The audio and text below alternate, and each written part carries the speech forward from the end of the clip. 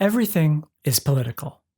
We say that a lot here on the internet, where everything is problematic and the context kinda matters. And it's true. A work influenced by Marxist theory is equally as political as a work whose intent is explicitly apolitical. This is because we are all in and of a world that is bound by history, and no human being can escape that influence. How we think, how we talk, how we write, these are inherited behaviors whose legacy is inextricable from centuries of political discourse. The fact is, whether they mean to or not, people reveal themselves both in what they say and what they choose not to say. As a result, close analysis of any artist's work can, to an extent, reliably reveal the ideas and beliefs of that artist.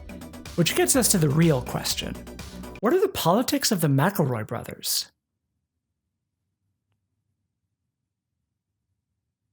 If you've never heard of Justin Travis and Griffin McElroy, congratulations on finding your new favorite content creators. I'll just see myself out now. The McElroys got their start as co-hosts of the comedy advice podcast My Brother, and Me, whose success over the last decade has led to the creation of what can only be described as a podcasting empire. Actually, why are we glorifying colonialism with the use of the word No, we can't. I've been a fan of the McElroys for a few years now. Like a lot of people, their work has become a consistent refuge for me at a time when the world around us seems, well and truly Cursing, Jerry? I'll call your dad. And I think this welcoming atmosphere and sense of comfort comes from a particular sentiment. No bummers. This policy was introduced for MBMBAM live shows after audience members would ask questions too personal or serious to be joked about. While that attitude is only explicitly stated in MBMBAM, it seems to be the one consistent thread across the vast majority of the McElroy family canon. And while their emphasis on optimism and good-natured humor is part of their whole appeal, I've always felt a little uneasy with the no bummers philosophy, because it kinda sounds like no politics allowed. So, like the good, fun-hating transgender SJW postmodern neo-Marxist cuckold that I am, I decided to listen between the words of the McElroys to see what they really mean when they say, no bummers. Now, before we really dig in, I have to acknowledge that there's just too much material for any one person to cover here. I've done a lot of research for this video, but there are over 400 hour-long episodes of MBMBAM and hundreds upon hundreds of episodes of dozens of other podcasts to boot. It is impossible for me to be comprehensive here, so if you disagree with me and you've got evidence that contradicts my assertions, why don't you go make your own video if you think you're so fucking smart? So to keep things as simple as possible, I've limited the scope of this video to 3 particular works, the first of which is their longest running and most popular, MBMBAM. In this advice show for the modern era, the boys dig through Yahoo Answers questions in a quest to give the absolute worst guidance imaginable. I think they should be hanged from the neck until dead for what they did to this man's calzone. I ordered a calzone from a local pizzeria in which the filling I received was ham rather than pepperoni. Hanged from the neck until dead! I think the humor of bad advice is pretty obvious. 'Tis a truth universally acknowledged that we live in a society, and a deeply flawed society at that. Capitalism, I think we can all agree, is bad and should be abolished. In this case, because it creates a world full of disenfranchised citizens and an infestation of self-important dingbats trying to sell them individualized solutions to wholly systemic problems. The McElroys don't outright draw comparisons between themselves and such charlatans, but I think subconsciously or otherwise the comparison is invited by the format alone. By appropriating the authoritative tone of these self-proclaimed experts in service of high absurdist comedy, the McElroys undercut the atmosphere of doubt and insecurity such figures attempt to cultivate. Where a more heavy scare quotes, respectable bloviating figurehead intentionally avoids the kind of ground-level problems most people face, the brothers humor only the most mundane and baffling of inquiries. What is your favorite wizard swear? Oh, I think I really like fuck. Absurdity is the cornerstone of the McElroy brand of humor, in no small part because it doesn't necessarily make its subject the target of derision. Embracing the absurdity of real life, yes-anding it rather than mocking it, puts the hosts in the audience as equal observers of someone else's inquiry. I think this results in an almost anarchic attitude across the board, as the idea of any absolute authority is absolutely rebuked. You wear those sweatpants on a bus and fucking 55 people on that bus see you. They are not going to talk about your goddamn sweatpants. They're not going to remember that you exist. You're dead to them. If you want to do something and it's healthy, then Just do it. But there's a potential danger in this anarchic approach. South Park, a bad television show, gets a lot of praise for taking the piss out of anyone and everyone. Their heavy scare quotes satire is equal opportunity, and like MBMBAM, they most often focus on people who presume authority. But this approach creates a false equivalence between cynically opportunist capitalists and people who actually believe and care about the things they say. The fundamental assumption behind South Park's humor is that no one is ever really sincere, which means that we're all equally wrong and equally full of shit all of the time, always. Thus, politically, South Park advocates exclusively for the status quo because everyone who stands on a soapbox for change can only be doing so solely for personal gain, which invalidates their entire position.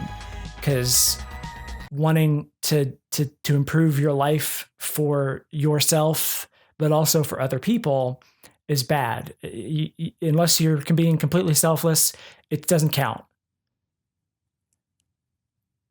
Why do artists ask for money? What keeps MBMBAM out of this self-congratulatory centrist roundabout is that their humor isn't equal opportunity. The McElroys seem keenly aware of the social power imbalance between themselves and various marginalized groups, being as they are straight, white, able-bodied, cisgender men who are pretty well off financially. It's worth noting here that a large portion of their audience is openly queer, and I think this is a big reason why. It's one thing to be supportive of LGBTQIA rights in a general sense, but it's something else entirely to create an atmosphere that feels both welcoming and supportive. The reality of being a queer person in the 21st century is that we often have to overemphasize our queerness in order to gain recognition from the wider public. But being queer isn't who you are. My transness is just one aspect of my personality, and it's not even the most interesting one. What appeals to me about the space created by MBMBAM isn't just that I am welcome, but that I'm safe. Because their comedy at its core isn't about making fun of people. Too often, queer folks are the unintentional butts of many a joke, and I'm not gonna say that the McElroys haven't been guilty of this in the past, but when their fans raise concerns, they listen and they grow, which to me is really comforting. In this context, No Bummers is actually quite progressive. It isn't about excluding politics. Politics make their way into the show all the time. So wait, Griffin, are you implying that all of capitalism is just a smokescreen, and we only do it because we think we have to do it? I'm saying that the societal norms are all entirely projected into our own minds by ourselves. Instead, No Bummers is an admission that some experiences, some problems, are too important to joke about. It would be trivializing and insulting for them to treat the problems of marginalized people with the same flippancy they do everything else. Because as their father intones at the beginning of every episode, the McElroy brothers are not experts, and their advice should never be followed. It might seem like a contradiction that their humor targets authority, but the brothers themselves change their behavior when other people tell them that something is offensive. But that's only really a contradiction if you think that truth is fake. And the truth is, there's a substantial difference between a millionaire insisting that an all-meat diet will solve your problems and a handful of trans women saying they were a little hurt by a joke. Not all authority is equal because social circumstances and history are a real thing whose effects can neither be escaped nor denied. So the thing that the brothers do that makes MBMBAM so quietly welcoming is that they actually believe in things. They make moral judgments. They recognize that they aren't infallible. What a concept! We are awash with figures who reject authority, but what makes MBMBAM unique is that it doesn't present itself as an alternative to that authority. No gods, no kings, only food! Ultimately, I think MBMBAM is meant to be a place where one is relieved of the responsibility to solve all their own problems, at least for the duration of the show. It is a rest stop on a path you are already walking, and the brothers don't want to tell you what to do or where to go. They just want you to laugh, to deflate some of the tension of being alive and remind you that we're all in this baffling world together. And how can you not get back to your life with a smile on your face and pep in your step after you learned that somewhere out in the world, Daniel just will not stop screaming about shrimp. Shrimp! Heaven. Heaven! Now! Now! Please, Daniel, we can't keep doing this.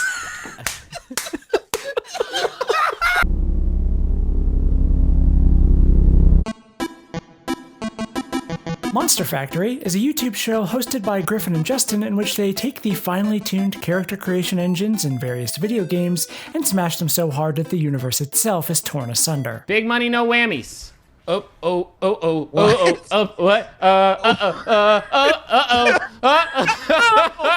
At the risk of being overly reductionist, a video game is just a series of self-enforcing rules. What you can do is defined by what you can't do. A game that promises freedom can only offer you as many choices as the designers themselves could think to include, and even dynamic systems that allow for situations the designers never intended are still fundamentally restrictive. Shigeru. Why won't you let me pet this dog, Shigeru? Shigeru, why won't you let me pet this dog? Mr. Miyamoto, why won't you let me pet this dog? Why won't you let me pet this dog? Character creation keeps true to this core contradiction by providing the player with a wide array of sliders to create the perfect avatar whose appearance is systemically irrelevant. Often, the only meaningful effect you can have at this stage is to pick one of a dozen or so pre-written backstories, and even these rarely make much of a difference once you get into the game itself. In this way, character creation is an embodiment of the alienation we feel under capitalism, as we are presented with a wide array of choices that all generally result in the same experience. So I think we can already see how Monster Factory might build off many of the same tensions that drive MBMBAM. In any given episode, the brothers Mac find themselves in conflict with a system that promises the freedom of self-expression, but still ultimately has an intended experience. The first 10 minutes or so often involves not just making a character that looks bizarre, but inventing a narrative for them completely divorced of the contents of the game itself. Maybe that's the direction we want to go with this monster, so we want to actually make Squirtle from the video game Pokemon. I feel like his name is Garrett, and no matter how many T's you put at the end, it's never enough for him. Turbo Vicky's very good, but here's the thing, it's not short for Victoria. It's short for victorious. You know what he's kind of looking like? You know what I'm feeling like we could play? He kind of looks like the mayor of Second Life. The rest of the episode then involves dropping that character into a world that literally cannot acknowledge either the absurdity of their appearance or the nature of their backstory. But before we dig into the ramifications of that collision, we need to talk about the spirit of the show itself. Now, I don't think I'll be ruffling any petticoats when I say that the McElroys aren't here to make fun of their creations. This is not a mean-spirited show. It's about creating things that are initially horrifying and then finding the beauty within, as we can all do for ourselves and those around us. When the brothers opt for no middle sliders, they're generally picking exceptional characteristics in height, weight, and shape, features which are heavily policed in the real world through a perceived norm, which is itself the template that many of these character creators start with. Rather than mocking a character's deviation from the norm, the brothers embrace their absurdity. This creates an atmosphere that is both welcoming and safe, because the source of the comedy is seeing how their creations are able to thrive in a system that doesn't want them to live how they please. Once again, it's no coincidence that so many fans of Monster Factory are openly queer. But deriving humor just from absurdity might still come off as mean-spirited, which is why it's so important that a character's absurdity is never a weakness, but a source of tremendous and often unfathomable power. So many episodes contain this fascinating moment where the brothers cross a threshold and recognize who their creation is, and then start to display a mix of both sincere love and profound intimidation. She is both the metric by which the world will be judged and the judge and executioner. Mm-hmm. Each character's evolving narrative is the result of Griffin and Justin's refusal to be defeated by anything the game throws at them. Rochi disappearing isn't a sad one-off, it becomes an important cornerstone of the Final Pam story, informing her desire for revenge against the system, as well as her boundless capacity for love. When the boy mayor of Second Life gets turned into a dog, he takes that as an invitation to throw a party, and thus snatches victory from the jaws of defeat. By embracing the surreal absurdity of seeing these unbelievable characters in motion, the McElroys allow a wild narrative tapestry to invent itself before our eyes. A consistent theme in all of the McElroy work, but particularly in Monster Factory, is a bizarre embrace of unpaid product placement, like Totino's sponsoring the Boy Mayor's campaign, or the Arby's witch delivering a cursed copy of Dark Souls to Griffin. This extends to established characters and even real actual people. In WWE 2K14, they take no known character actor Rock the Dwayne Johnson and transform him into the Pebble, a failed clone of The Rock. In Black Desert Online, they make a young man so like Bart Simpson that Matt Groening is forced into late retirement. Just like Bart. Just like Bart. Just like Bart. Just like Bart. Just like Bart. It's just like Bart. Just like Bart. Toe to tip. This is a Bart. It does look a lot like Bart is the thing. The thing that's like kind of freaking me out right now is he looks exactly like Bart. Simpsons creator Matt Groening retires from The Simpsons. Gives show to McElroy brothers. They're better at Bart than I am, he admits. They named this character Barth Sampson, and I want to digress again here. There's a particular strain of millennial humor built around the alienation of brands. Having grown up in a world where literally everything is attached to some sort of immutable intellectual property, we have a pretty fixed image of these things in our head. Always smiling, always laughing, always the same, no matter what else changes. There's a tension there that begs to be addressed. So you obviously wind up with stuff like Robot Chicken and Family Guy, which trade in making children's characters make a cuss and do a farts. But they wholly neglect the far more interesting loneliness and existential dread just below the surface of these characters. And no one has explored that underbelly quite like webcomic artist Casey Green. Most well known for the This Is Fine dog and also Dick Butt, Casey Green has been involved in the webcomic scene since its earliest days and has always had a penchant for inventing narratives out of seemingly random jokes. An early running gag in the full-color soft reboot of Gun Show is Fanfiction Friday, which takes known setups for shows or characters and drives them into exceedingly dark places. Like here, the game show Win Ben Stein's Money turns into a mythological clash between knight and dragon. Or here, where Garfield's therapist encourages the famous lasagna cat to express himself only to reveal his psychopathic emptiness. Garfield, I'm John. Garfield.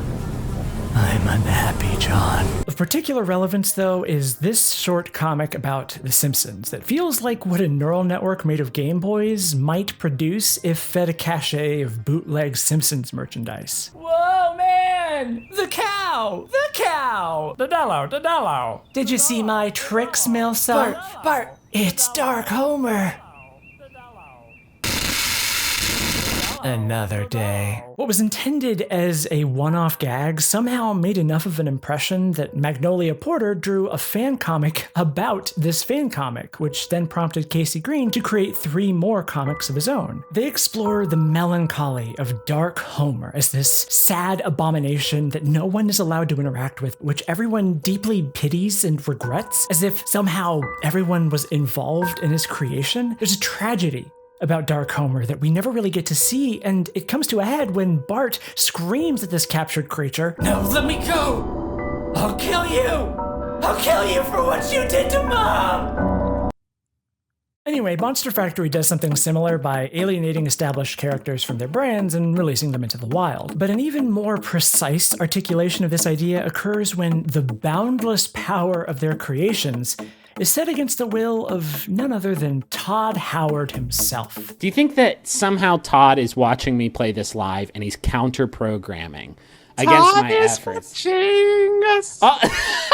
Now we see the McElroys' resentment of authority personified through a pop culture monarch who antagonistically opposes anyone who attempts to subvert the intended path of his game. And this suggests that the systems themselves, the rules that define what is and isn't possible, are not neutral. After all, no game would ever let the final Pam take 3 husbands and 1,000,000 sons regardless of their gender, species, or animacy. The only way for her to thrive is to escape the jurisdiction of the rules and instead become the rules, replicating herself at every game ever made, and in so doing, shame the likes of Todd Howard for having the audacity, the gall, to assume his authority means anything to the final Pam.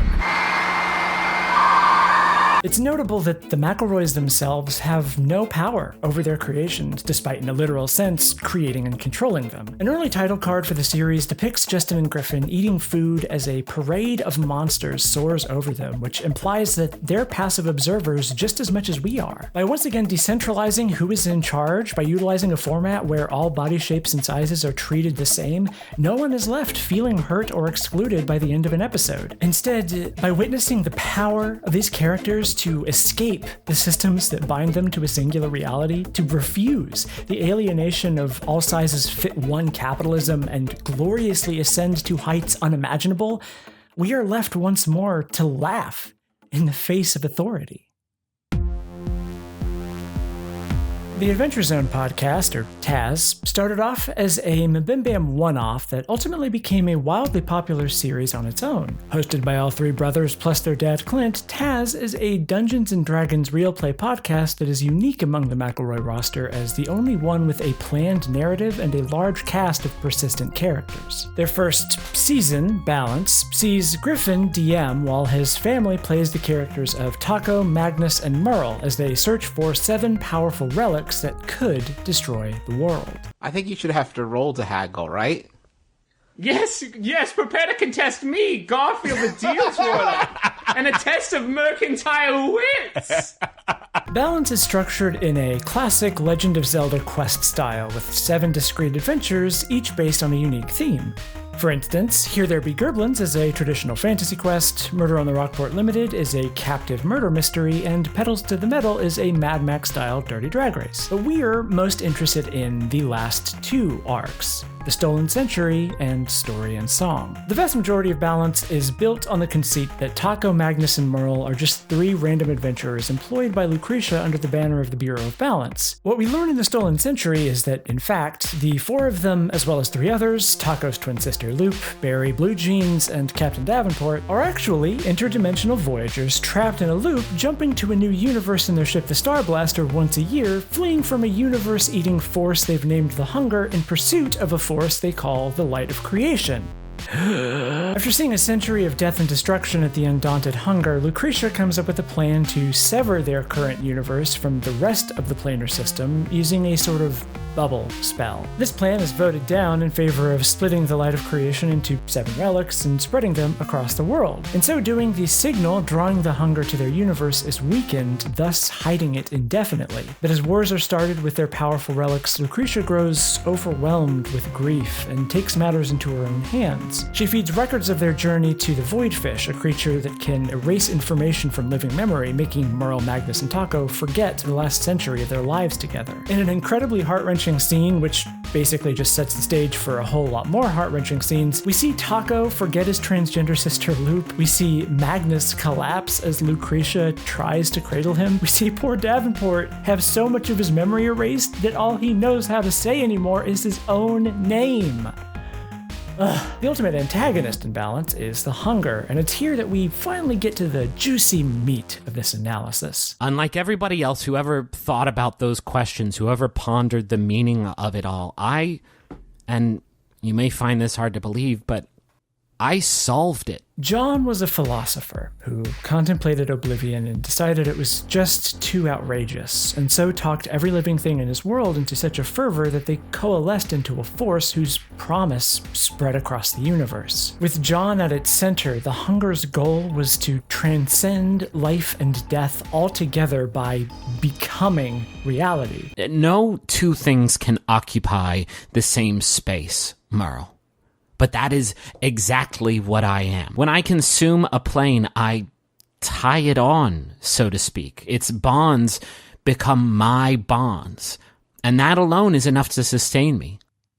So, the Hunger is fascism, right? It's a populist movement in reaction to a common problem, but proposing a solution that is based on unifying against an imagined antagonist rather than really dealing with the problem itself. Oh, where have we heard that before? In their last parlay, John tells Merle that every living being he'd approached before that moment was swayed to his cause, which gives the impression that the Hunger is nonviolent. But the thing is, we know this is bullshit. We've seen the Hunger murder countless people in cold blood. Their consumption is fundamentally violent, appearing more like an armed invasion than a debate. No one in the universe is assaulted by the Hunger given a choice, or if they are, it's a false one that leads to the same outcome regardless. John believes that this thing he's a part of is ultimately benevolent and that he knows better than anyone who disagrees. He knows this with such certainty that he has no qualms destroying everyone and anyone who stands in his way, because his vision of a singular plurality constituting all of existence is what's best for everyone. It's notable that the hunger grows by consuming the light of creation, which we see in the Stolen Century provokes artistic and scientific innovation. Fascism, and far-right populist movements generally, always strike at artists first. Art is the ideological opposite of fascism, as it is fundamentally individual. Where a fascist state demands conformity to function, art promotes introspection and independent creation. By violently silencing artists and co-opting their language in service of propaganda, fascism creates a wall around itself meant to isolate party members from outside reality. They use logic to forward their logical ends, they use violent suppression to promote a utopian future, they consume blindly without regard for anyone or anything. So how do you fight fascism? Well, you put 3 dipshits on the nose of a spaceship with a bunch of weapons to punch it until it explodes. Okay, this comparison kind of got away from me a little bit. While the final confrontation inside the hunger takes the form of a Final Fantasy-esque fistfight with God, the real key to winning this fight is using the Star Blaster's bond engine to summon allies they've made on their journey. These include a fry cook with a magical destiny, an earth elemental who speaks through a bird, and Garfield, the Deals Warlock. Simultaneous to this, the Voidfish sings all of its suppressed information to all living things across the universe so that they can fight back against the hunger, which is why this interdimensional war is eventually named the Day of Story and Song. Those things over there, for a century, we have watched them take what they want to take, consume the worlds that they want to consume. That stops here. And high above, we see the Star Blaster streaking through the sky, up and away from the moon base, flying for the first time into, not away from, the storm. And as its occupants brace themselves for the final battle ahead, they are surrounded by the Voidfish's light, and their hearts are stirred by the familiar music they suddenly hear. See, there's magic in a bard's song. They call it inspiration, and it tells the listener what they need to hear right when they need to hear it. And right now, you hear it too. The message in the music heard round the world. You hear Johan's voice telling you, you're going to have to fight, and you're gonna win! The fact that this climactic battle is called the Day of Story and Song is perfect because it's a war for the ability to be yourself. If the hunger suppresses individuality at all costs, it follows then that its ultimate demise is diversity. The unity of its opposition isn't based on forced compliance, but on the bonds of friendship and love that are the natural result of being human. What's doubly important is that canonically, the hunger attacks our universe too, which puts all of us in this fight. In the end, they beat the hunger by casting Lucretia's bubble spell at its core, severing its connection with the universe it has consumed and setting them free. Functionally, we can call this a deplatforming of fascism, or reminding the subjects of fascism that they're individuals. The point is that they don't just stop the hunger, they reverse it. Lucretia is a contentious character among fans of balance because, like the hunger, she decided that her plans were more important than the will of her friends. It's up to you to decide whether that's something she can be forgiven for, but ultimately, she does realize the error of her ways and apologize. The message I take from her arc in the context of the rest of Balance is that taking control of other people's lives, regardless of intent, can only ever lead to catastrophe. The secrets she keeps don't protect anyone, and they only make her life more miserable. The only action that we're shown to succeed is one that is honest and mutually cooperative. And with that, all of the pieces are in place. So let's answer the big question. The most obvious through line is their resentment of false authority, whether it's self-help shills bloviating game designers or a fascist self-help shill at the head of an interdimensional army. The opposition they pose to these authorities is one of individual expression, with a particular eye towards diversity of body, shape, and mind. Key to this, of course, is that they don't propose a substitution or alternative for that authority, but reject it altogether. But they also insist that there is right and wrong, the truth of oppression exists, and that some ideas are bad and need to be opposed. And at the heart of it all, they believe that humor is what binds us together. No bummers isn't an all-the-time philosophy. It is instead an invitation to carve out a little bit of time where you can set your problems aside and have a good afternoon with your friends. Because those moments ultimately are why we fight. They're what we live for. And I think what we want to give others the chance to live for. I just have a question, which is, how does Magnus die? I've listened to the end of Task Balance a number of times, and it never fails to make me cry. If you've watched any of my more serious videos, you know that I have a pretty long history with death. Just about everyone that I've ever known to die has done so suddenly, unexpectedly, and alone. I often wonder what their thoughts were as they were dying, if they knew what was happening, if they felt any pain. The death of Magnus gets me because it's a peaceful release while surrounded by friends. They hold his hand, they whisper assurances as he slips away, and then he wakes up in the afterlife with a home made up for him where Julia, his long-dead wife, is waiting. It's important to specify that Julia herself isn't a reward. The reward here is their relationship. It's lost time that they get to make up together. It's a fulfillment of a bond that was cut tragically short. I find that profoundly beautiful, entirely because life often feels so cruel, so unfair. You want to believe that there's something waiting for you after it's over. Not as an exchange for piety, not as some cosmic reward for being on the right side, but as a moment of peace and rest, like a slow exhale in the midst of a gentle hug. And the key here is that Kravitz, a harbinger of death, tells Magnus that this place is temporary. It isn't an eternal paradise, because what makes human existence so special, so precious, is that it's limited. Immortality was the promise of the hunger, and we saw in John that it robbed him of everything unique about him. The hunger generally is heaven, isn't it? A place of eternal unity where everyone worships something that forces its will on the world without its consent. That's not peaceful. That's not reassuring. That's a nightmare. And that, I think, is what the politics of the McElroys really amount to. That we are only alive for a little while, and what time we have is too precious to give away to the kinds of people who want to use us for their own greedy ends. The only thing to do is to love each other and support each other, to listen when people say you hurt them, and tell others when they hurt you, to protect our friends from those who seek to exploit those very rights for their own gain, to combat alienation and the nightmare of unbounded capital enterprise, not with a new hierarchy that just moves the pieces around, but to overcome and replace it with something that is egalitarian, something that preserves our right, our children's right, our community's right to freedom, to the fruits of our labor, to lead long and healthy and empowered lives where we can laugh and cry together, where we can love and rage together, where we can think and grow together. The McElroys don't refute the pain and hurt of life. They don't ignore the conflicts. They don't want to tell you what to do or how to live.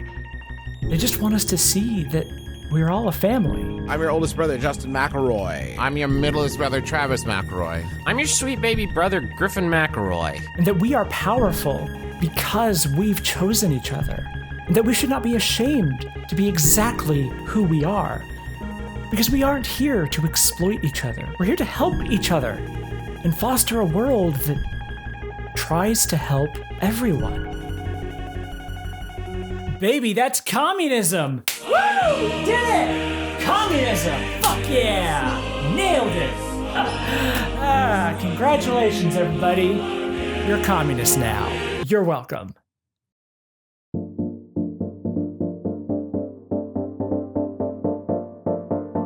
A special thank you to my $10 a month patrons: Cocronell, Logan McQuiston, Austin McCauley, Get Dunked On, Mila Kwan, Agent JR, Hello Burb, hello you stinky burb, go eat a seed ugly, Anonymous Benefactor, Justin Krupp, The Mornhammer, Kill All Landlords, Amy Mims, Natalie Pillard, Nick Hansen, Violet Vizcara, Sorush Strife, Avery J, Bianca Gonzalez, Vrisha Zriris, M. Lee, Iris Fox, Seneki, Set, Kyan Shepard, Jeffrey Gralloway, Anarcho Duck, Jennifer Palmer, and Richard Daly. Now, the McElroys have made a lot of mistakes, but this video is already way too long without that stuff, so I'm just going to point you to a great episode of the Good Boys Girls podcast, which is linked below, that goes into those mistakes in detail. If you like what I do and you want to support me making more, why not pledge a bit of money over at patreon.com/LTAS. Every patron gets access to an exclusive 30-minute video essay. $5 patrons get my notes and scripts, as well as outtakes and other BTS material, like a 4-hour commentary on my transitioning video. Check out the Trans Questioning podcast, which I co-host with my friend May Leitz. Find me on Twitter at HMSNoFun.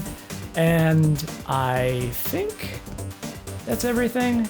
I'm pretty sure that's all of it. If I left anything out, let me know in the comments. Read my mind and tell me what I left out.